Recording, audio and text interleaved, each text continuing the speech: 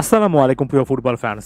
আর্জেন্টিনার সামনে সেপ্টেম্বরে যে দুটো ম্যাচ রয়েছে চিলি এবং কলম্বিয়ার বিপক্ষে, সেটাকে সামনে রেখে লিওনেল স্কালোনি একটা দল ঘোষণা করেছিলেন, যেখানে পরবর্তী সময়ে পাওলো দিবালাকেও যুক্ত করেছিলেন। তবে সেই দলটা থেকে দুজন সদস্যকে লিওনেল স্কালোনি বাদ দিতে বাধ্য হচ্ছেন এবং তাদের জায়গায় অন্য মুখের আসবেন। মূলত সেই বিষয়টা নিয়ে আলোচনা করতে চাই, এবং এই দুজন হচ্ছেন নিকোলাস তাগলিয়াফিকো এবং লিওনার্দো বালের্দি।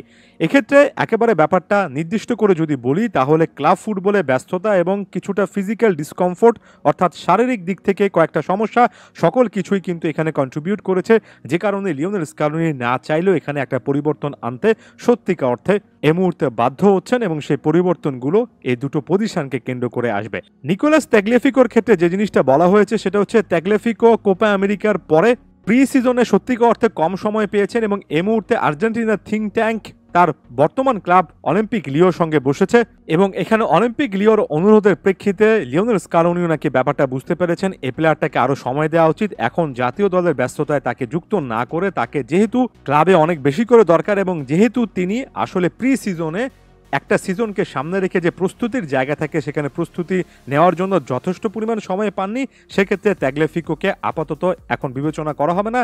জাস্ট জাতীয় দল থেকে তাকে আপাতত বিশ্রামে রাখা হলো, যাতে করে তিনি পরবর্তী ফুটবল সিজন বা যেটা অলরেডি শুরু হয়েছে সেটার জন্য প্রস্তুত হতে পারেন।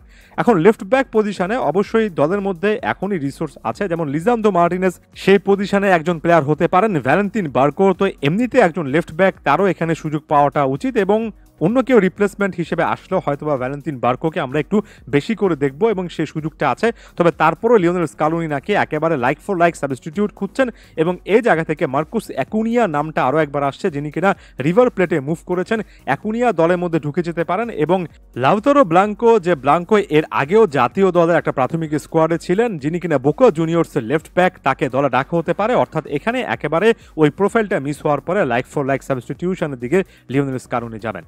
বাকি একজন যে প্লেয়ারের সম্পর্কে বলা হচ্ছে সেটা একেবারে আনফরচুনেট, এবং আমি সত্যিকার অর্থে একটু হতাশ, কারণ লিওনার্দো বালের্দিকে আশা করেছিলাম এবারে ইন্টারন্যাশনাল ব্রেকে ফিচার্ড হবেন, অন্তত সাবস্টিটিউট হিসেবে তিনি মাঠে নামবেন। তবে এবারের ইন্টারন্যাশনাল ব্রেকে সম্ভবত সেই জিনিসটা হচ্ছে না। বালের্দি সর্বশেষ ক্লাব ফুটবলের ম্যাচেও কিন্তু অলিম্পিক ডি মার্সের ক্যাপ্টেনের আম্বে নিয়ে মাঠে নেমেছিলেন, কিন্তু সেই ম্যাচটা শেষ করার পরে জানা গিয়েছে যে একটা ফিজিক্যাল ডিসকমফোর্ট আছে, যেটা আসলে আরও অনেক বেশি করে পরীক্ষা নিরীক্ষার মধ্য দিয়ে যাবে, এবং এই কারণে লিওনার্দো বালের্দির সার্ভিসটাও কিন্তু আর্জেন্টিনা পাবে না। এবং এই জায়গা থেকে এখন পর্যন্ত বেশ কয়েকটা নাম উঠে এসেছে, যার মধ্যে যে কোনো একজন প্লেয়ারকে লিওনেল স্কালোনি আসলে দলের সঙ্গে যুক্ত করতে পারেন।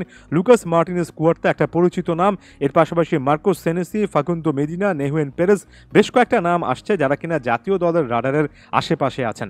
এই জায়গা থেকে বলতে গেলে বালের্দির ক্যারিয়ারে সত্যিকার অর্থে একটা আনফরচুনেট ইভেন্ট এটা হতে পারে, কারণ অলিম্পিক ডি মার্সেইতে একের পর এক ভালো পারফরমেন্স দিচ্ছেন, সেখানে ক্যাপ্টেন্সের আর্মব্যান্ডটাও তো পেয়েছেন।